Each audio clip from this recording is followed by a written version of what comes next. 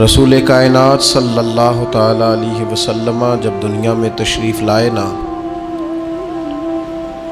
تو دنیا کے اندر چاروں جانب گھوپ اندھیرا تھا، کفر کا، شرک کا، ظلم کا، بربریت کا، بدعقیدگی کا، عورتوں پر زیادتی کا، بچیوں کو زندہ درگور کرنے کا، غریبوں اور لاچاروں کا مال چھین لینے کا، زیادتی کرنے، ہر قسم کا گوپ اندھیرا موجود تھا۔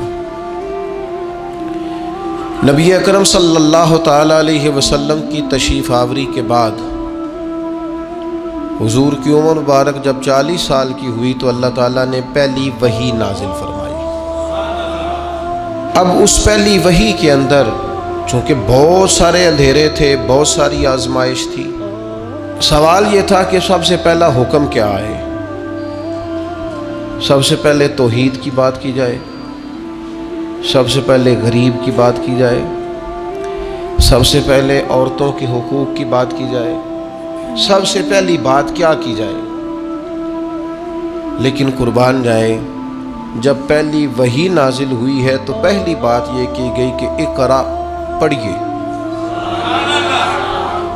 اقرا بسم ربک الذی خلق، پڑھیے اپنے رب کے نام سے جس نے پیدا کیا ہے۔ ان سارے اندھیروں کے بیچ جس اجالے کی سب سے پہلے بات کی گئی وہ علم کا اجالا ہے۔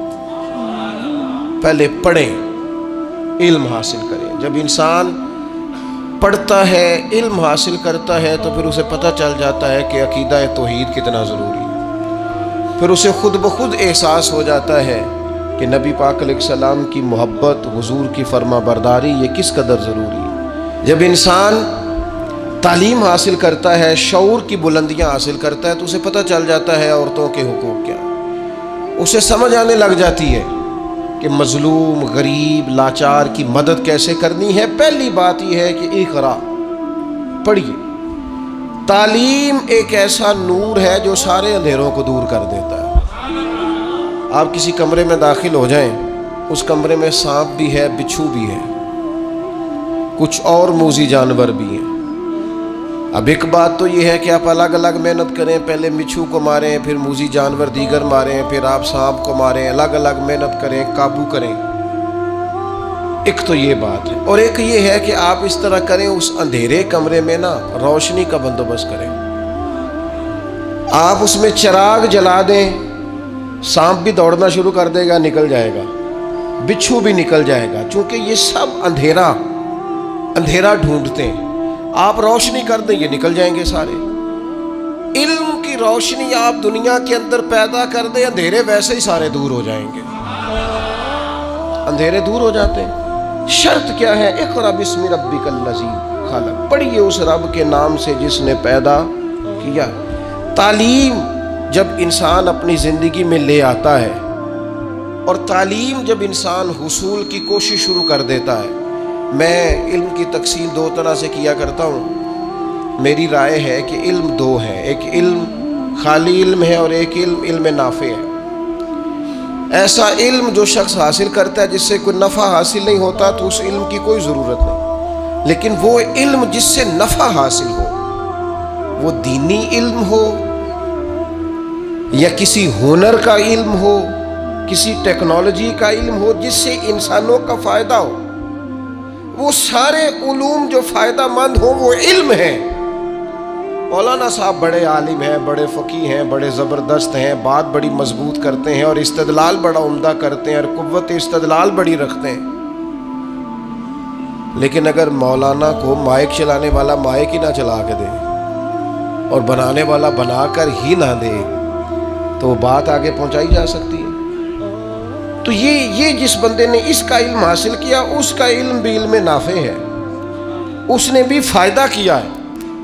مدرسہ قائم کیا جائے گا، اس میں تعلیم کی بات ہوگی، ویسٹ کوٹ پہن کے مولانا ہی بیٹھیں گے پڑھانے کے لیے، لیکن جس نقشہ نویس نے اسے بنایا ہے نا، مرتب کیا کس طرح کا بنانا ہے، اس کا علم بھی علم نافع ہے، اس کا علم بھی فائدہ مند ہے۔ شخص نے، معمار نے، مستری نے یہاں اینٹیں لگائی ہیں، کام کیا ہے، جس نے نگرانی کی ہے، اس کا علم بھی علم نافع۔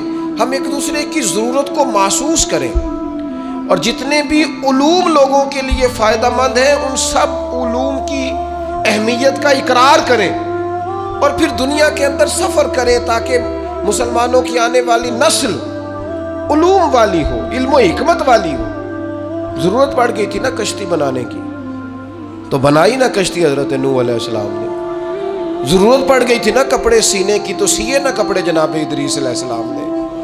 ضرورت پڑ گئی تھی نا تو حضرت آدم علیہ السلام 1000 پیشہ جانتے تھے، 1000 زبانیں بولتے تھے۔ وَعَلَّمَ آدَمَ الْأَسْمَاءَ كُلَّهَا، رب فرماتے ہیں ہم نے آدم کو علم سکھایا ہے۔ لوگ تو کلی کا انکار کرتے ہیں، نے فرمایا کلھا، کل علم سکھائے جناب آدم علیہ السلام۔ حضرت آدم کی جو فضیلت ہے وہ بھی علم کی وجہ سے۔ علم کا حصول اور علم کی طرف اسلام کبھی بھی علم اور تحقیق سے عداوت نہیں رکھتا۔ اسلام کہتا ہے بار بار قرآن میں تدبر کرو، غور کرو، فکر کرو، معنی عکس کرو۔ امام محمد رحمۃ اللہ علیہ ساری رات بستر پہ لیٹے رہے، ان کا شاگرد ساری رات قریب نفل پڑھتا رہا۔ کہتا ہے امام صاحب سویرے اٹھے، وضو بھی نہیں کیا، نماز کی نیت باندھ لی، اور میں اللہ اللہ کرتا رہا، اور دل میں ہلکا سا خیال بھی آیا تھا کہ جناب دیکھو میں نیک آدمی ہوں، میں نے اتنی عبادت کی اور امام صاحب سوئے ہوئے۔ فرماتے ہیں صبح جب وہ بیدار ہوئے اور بغیر وضو کے مصلی پہ کھڑا ہو گئے تو اب مجھے تشویش ہوئی۔ میں نے کہا حضور آپ سوئے نہیں؟ فرمایا نہیں۔ کہا حضور ساری رات باوضو لیٹے رہے؟ فرمایا ہاں۔ کہا حضور کیا کرتے رہے؟ فرمایا تم اپنے لیے کام کرتے رہے، میں نبی پاک کی امت کے لیے کام کرتا رہا۔ میں نے قرآن و حدیث سے 100 مسئلہ تدبر کر کے، غور کر کے عرض کیا، 100 مسئلہ نکالا میں نے۔ اس مسئلے میں امت کو کیا ضرورت ہے، اس میں امت کو کیا ضرورت ہے، اس سے کون کون سے مسائل لفظ ہوتے ہیں، 100 مسئلہ میں نے نکالا۔ اس لیے نبی پاک علیہ السلام نے فرمایا عالم کی فضیلت عابد پر اس طرح ہے جس طرح میری فضیلت تم میں سے کسی چھوٹے پر ہے۔ علم کو حضور نے درجہ عطا کیا، نبی پاک علیہ السلام نے درجہ دیا۔ قرآن مجید نے کہا قُلْ هَلْ يَسْتَوِي الَّذِينَ يَعْلَمُونَ وَالَّذِينَ لَا يَعْلَمُونَ، اے محبوب آپ ان سے فرما دیں کیا علم والے اور علم نہ رکھنے والے برابر ہو سکتے ہیں؟ یہ کبھی بھی برابر۔ علم کی حوصلہ افزائی، تعلیم کی حوصلہ افزائی۔ آج مسلمانوں کا مسئلہ یہ ہے کہ مسلمان فروغ علم پر کردار نہیں ادا کرتے، ادارے نہیں قائم کیے جاتے، تعلیمی بنیادوں کو مضبوط نہیں کیا جاتا۔ ہم غریب کی مدد کرنا چاہتے ہیں، بھوکے کو کھانا کھلانا چاہتے ہیں، کمزور کو کپڑے پہنانا چاہتے ہیں، لیکن جو اس کی اصل مدد ہے وہ کیا ہے؟ وہ اصل مدد تو یہ ہے کہ آپ اسے علم سکھائیں۔